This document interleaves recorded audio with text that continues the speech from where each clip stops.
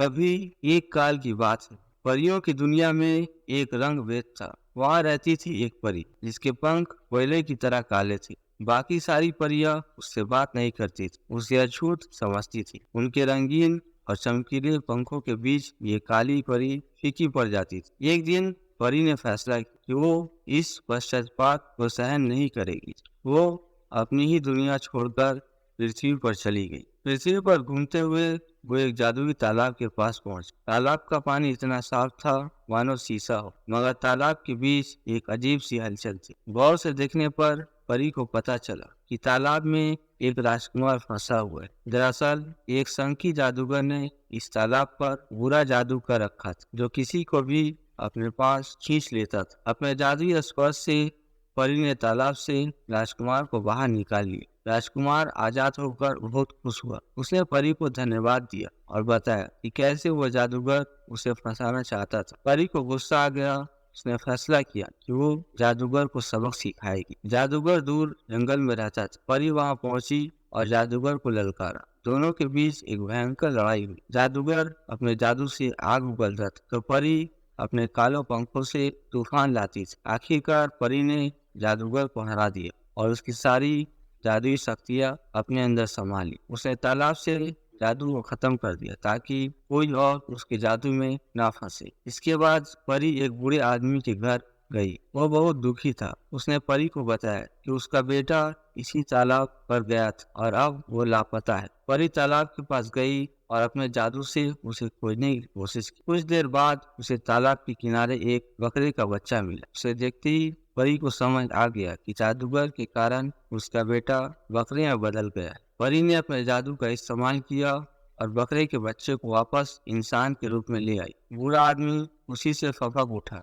उसने परी को धन्यवाद दिया और उस पर अपने कलश का पवित्र जल छिड़क दिया। उस जल के स्पर्श से एक अद्भुत बात हुई। परी के काले पंख चमक उठे और वह सफेद हो गए। परी चौंक गई। ये कैसे हुआ? बूढ़े आदमी ने बताया कि ये जल जादुई है। यह किसी के भी असली रूप को सामने ला देता है। परी काला होने के कारण नहीं बल्कि परियों के भेदभाव के कारण परेशान थी। असल में वो हमेशा से ही परियों जैसी ही सफेद परी थी। सफेद पंख वाली परी पृथ्वी पर और भी कई जादुई अनुभव हुए। एक बार वह घने जंगल में भटक गई। जंगल में अजीब सा सन्नाटा था। पेड़ों पर पत्तियां भी नहीं हिल रही थी। तभी उसे दूर से हल्की सी रोशनी दिखाई दी। करीब जाने पर देखा ये एक छोटा सा गांव है जहाँ के सभी लोग पत्थर की तरह जमे हुए। परी समझ गई कि किसी दुष्ट शक्ति का साया है यहाँ। उसने अपने जादू से गांव का निरीक्षण किया। एक ऊंचे टावर पर उसे एक काले क्रिस्टल का चमकता दिखा। उसे यकीन हो गया